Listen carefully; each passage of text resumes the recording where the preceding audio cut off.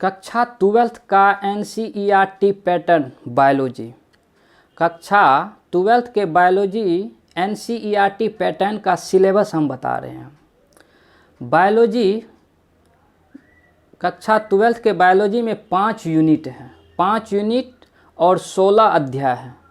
तो जितने सारे यूनिट और उनके जो अध्याय हैं उस सारे अध्याय के बारे में हमको समझना है। सबसे पहले सिलेबस समझेंगे। अगर सिलेबस अच्छी तरह से समझेंगे तभी सारे चैप्टर बाय चैप्टर पढ़ने में अच्छा लगेगा। तो हम सिलेबस बताते हैं। बायोलॉजी कक्षा 12th के बायोलॉजी का सिलेबस है। पहला है जनन। अपने समान संतान उत्पन्न करना ही जनन कहलाता है। जनन के बारे में पढ़ेंगे। दूसरा उसका अध्याय 1 है जीवों में जनन, यानी जीवों में किस प्रकार जनन होता है। दूसरा है पुष्पी पादपों में लैंगिक जनन। पुष्पी मतलब पुष्प, पादप मतलब पेड़ पौधा, इसमें लैंगिक जनन कैसे होता है। लैंगिक पौधे में अलैंगिक जनन होता है। अलैंगिक मतलब जिसमें सिर्फ एक लिंग की आवश्यकता होती है, उसे अलैंगिक कहते हैं। लैंगिक किसे कहते हैं, जिसमें 2 विपरीत लिंग की आवश्यकता होती है, जैसे नर मादा विपरीत लिंग हो गया। तो पुष्प वाले जो पौधे हैं उसमें किस तरह से लैंगिक जनन होता है, अध्याय 2 में पढ़ेंगे। अध्याय 3 में है मानव जनन। मानव से जनन के संबंधित बारे में पढ़ेंगे। अध्याय 4 में है जनन स्वास्थ्य। जनन से संबंधित स्वास्थ्य उसके बारे में पढ़ना है। अब यूनिट 2 में आ जाते हैं, अनुवांशिकी तथा जैव विकास। अनुवांशिकी का मतलब हो गया कि माता पिता का लक्षण उनके संतान में कैसे जाते हैं, इस अध्याय में पढ़ेंगे। यूनिट 2 में कि कैसे माता पिता का लक्षण उनके संतान में जाता है। फिर अध्याय 5 वंशागति तथा विविधता के सिद्धांत। वंशागति तथा विविधता के सिद्धांत अध्याय 5 में। इसका मतलब हो गया कि वह कौन सा चीज़ है जो इसे माता पिता से उसके संतान में जाते हैं, क्या कारण है।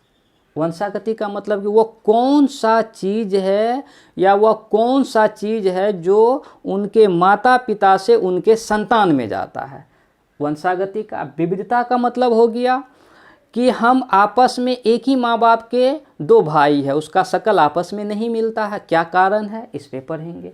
हम आपस में एक ही माता पिता के 2 भाई है लेकिन दोनों का शकल एक समान नहीं मिलता है, इसका कारण क्या है, अध्याय 5 में पढ़ेंगे।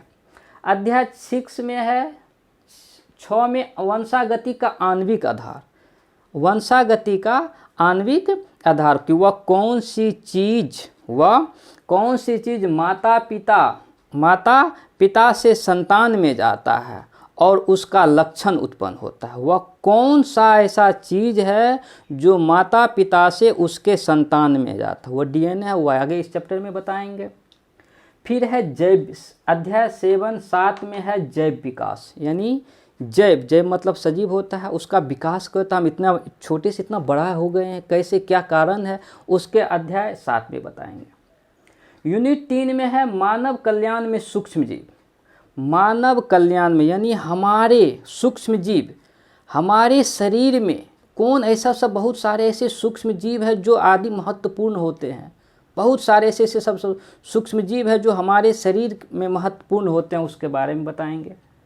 उसके बाद अध्याय 8 में है मानव स्वास्थ्य तथा रोग। मानव स्वास्थ्य तथा रोग, जितने भी सारे रोग हैं जैसे टीबी, मलेरिया, टाइफाइड, जो भी सारे रोग हैं, इस अध्याय 8 में हम बताएंगे सारे रोग के बारे में। अध्याय 9 में है खाद्य उत्पादन में वृद्धि और कार्यनीति। खाद्य उत्पादन, इसमें किस तरह से वृद्धि होती है और इसका कार्य नीति क्या है, वह यूनिट 3 के 9 नंबर में हम ये बताएंगे। अब उसके बाद आ जाता है 10 नंबर में मानव कल्याण में सूक्ष्म जीव। ये हम बता चुके हैं।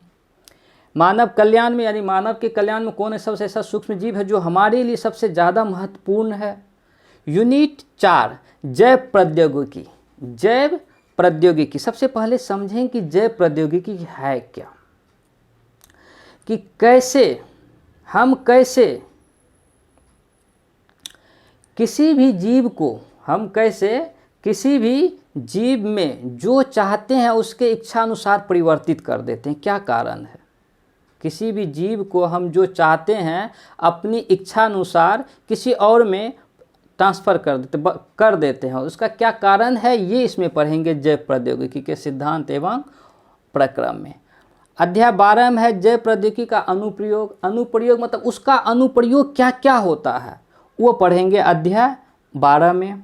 यूनिट 5 में आ जाता है